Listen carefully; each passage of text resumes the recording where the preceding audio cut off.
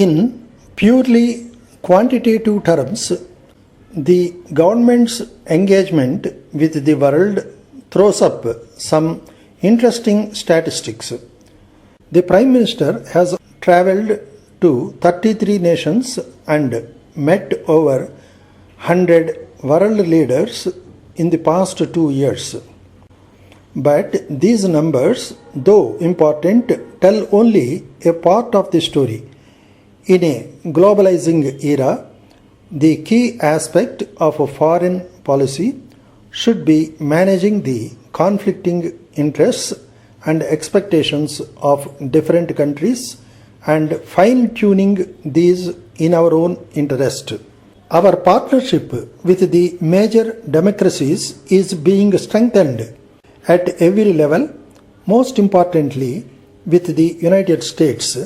The Prime Minister has already visited the United States thrice in the past 24 months, and the US President was chief guest at our Republic Day celebrations last year.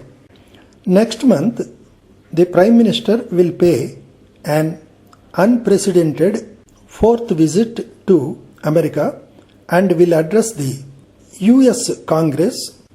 Defense ties have been significantly upgraded, with Defense Minister and US Defense Secretary exchanging visits, and the US-India Defense Technology and Partnership Act that puts India at par with America's NATO allies is before the US Senate. The Act East policy is yielding dividends.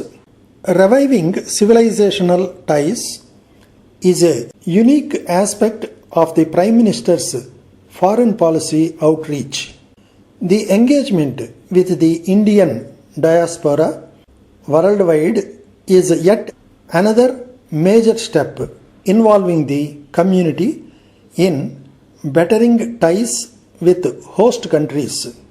While all these initiatives will reap both short-term and long-term benefits, there are still a few areas of concern.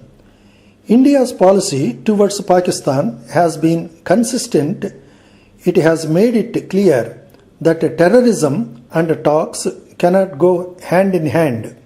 The government of the past made a tactical error by delinking terror and talks. We cannot afford this, and the ball is now squarely in Pakistan's court on how it responds to Indian demands to act against the perpetrators of terror living under state protection who are involved in the major attacks.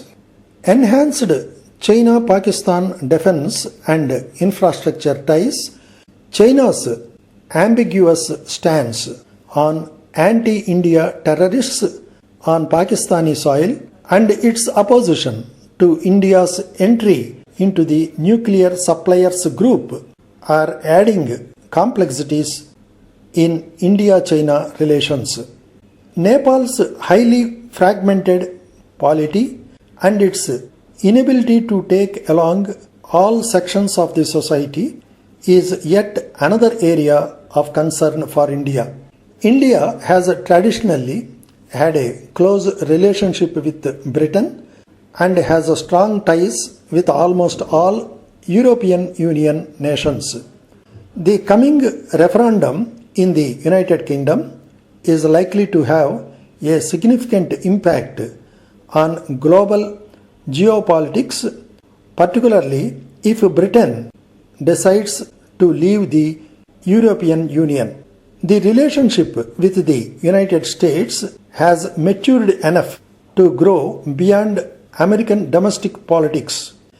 Therefore, irrespective of who wins in November, the outcome of the United States presidential election is unlikely to have any major adverse impact on India-US relations.